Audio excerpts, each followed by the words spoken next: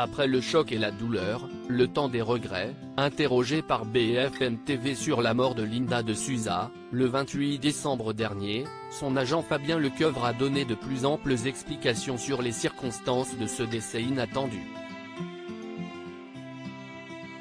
S'il avait déjà révélé dans un communiqué commun avec Joao, le fils de la septuagénaire, que tout était lié à une insuffisance respiratoire et à une contamination au Covid-19, l'agent a expliqué que la situation s'était dégradée rapidement en raison d'un état général très faible.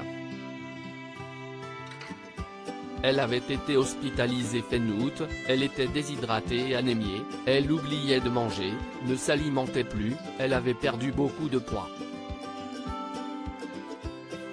Je l'ai vue samedi dernier. Elle allait bien, elle était dans une maison de convalescence depuis et se remettait doucement, a-t-il d'abord raconté, avant d'ajouter, elle n'avait fait qu'un seul vaccin. Elle avait des problèmes pulmonaires.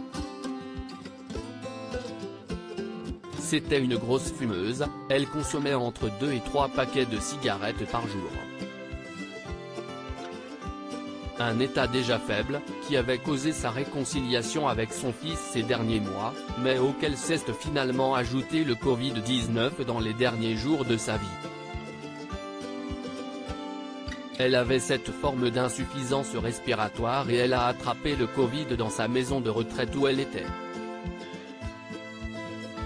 Et elle a été transférée ce matin, un peu tard à mon sens, même si le reste du personnel hospitalier a été merveilleux à l'hôpital de Gisors, a révélé son ami. Un retard qui, pour lui, n'a pas été causé par plusieurs incompétences, mais surtout par une situation hospitalière difficile depuis quelques mois. Son transfert ce matin a été fait à 8h et elle nous a quittés à 10h10 par manque de place, il a été impossible de la faire hospitaliser dans le service qui aurait pu l'aider. Jusqu'à ce mercredi matin, mais, hélas, trop tard. On le sait, on souffre aujourd'hui en France d'un manque d'hôpitaux, manque de personnel. Tout le monde est touché aujourd'hui, quelle que soit la personne qui est fragilisée par une maladie. Son transfert ce matin a été fait à 8h et elle nous a quittés à 10h10, a-t-il révélé. Une fin difficile pour une chanteuse dont la vie a été parsemée d'embûches.